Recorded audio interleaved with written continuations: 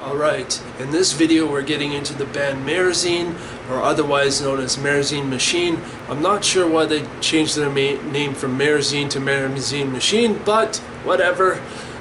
This band is actually no longer in existence. However, I'm going to review their album MachiNation anyway.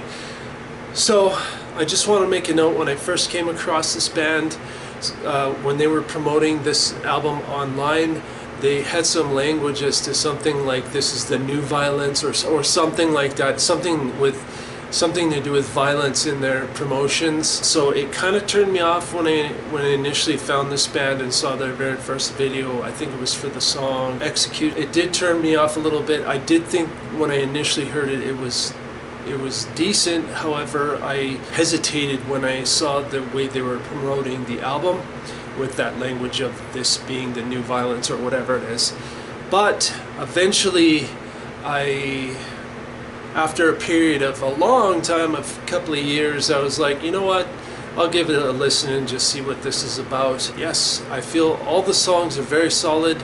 I would say this is within the industrial metal variety of industrial music. I would say the music is very machine-like. I wouldn't say it's machine-like in the sense of precision like Fear Factory, but I would say it's machine-like in just the way the sounds on the album sound. I think their sample use is decent. There is a sample of an interview with Charles Manson on this, which I don't typically listen to because I don't like that kind of stuff. I don't like stuff that typically promotes that kind of violence and stuff like that. Granted, that may not be what they were trying to promote, but I just don't like listening to that stuff. So whenever I hear that song with that sample, I usually tend to skip over it. So some of the songs that stand out for me is the first track, Bête Noire. I just really like that track.